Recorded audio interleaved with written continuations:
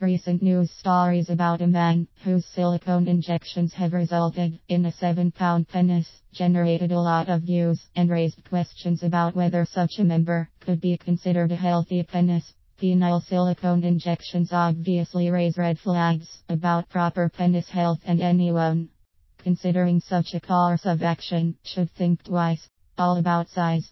In the case mentioned above, the individual underwent 4 separate silicone injection procedures in both his penis and scrotum. The result is a 7-pound member that measures 9 inches long and 3 inches wide. Clearly, where size is concerned, this is quite impressive, but it's also quite impractical. As the owner of this massive member admits, he can't have sex in any traditional way, and such activities as urinating while standing or finding pants that fit are challenging. This is an extreme case, but men who inject silicone into an otherwise healthy penis generally do so because they are attempting to make their manhoods larger. It's understandable that men like to have a member the size of which makes a statement, but when this desire becomes an obsession, it can become dangerous. There is some debate as to whether penile silicone injections in a proper medical setting and performed by qualified medical personnel is advantageous and safe.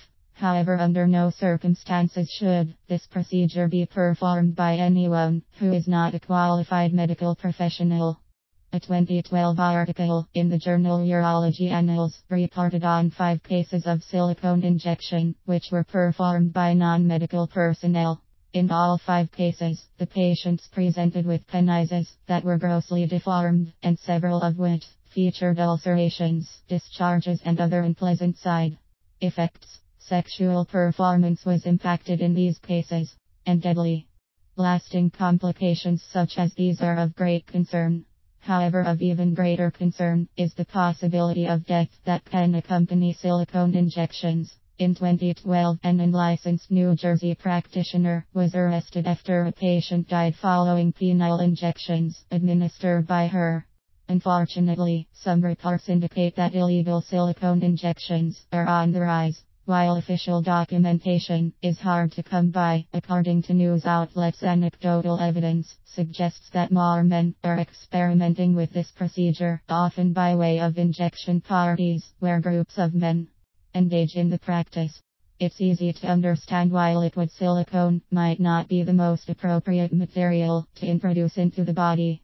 This is, after all, a molding product that creates rubber, foam, and metal items, such as spatulas or the nipples used in baby bottles. Its effective use in these areas does not automatically make it an appropriate substance to inject in the body.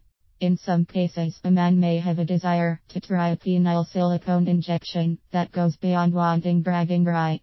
For example, a small percentage of men do have micropenises and may have a legitimate physical need to increase penile length.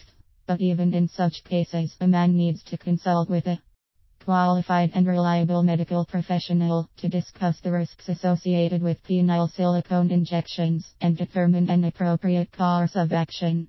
An obsession with size can lead to dangerous decisions such as illegal penile injections. It can also cause one to ignore the importance of maintaining an all-around healthy penis. Too many men focus on size and not on health. More men need to regularly use a top-notch penis health cream. Health professionals recommend Man Oil, which is an easy way to maintain general penis health. For example, using a CRME with vitamin A, which possesses strong antibacterial properties, helps to alleviate persistently strong penis odor, a common issue among men.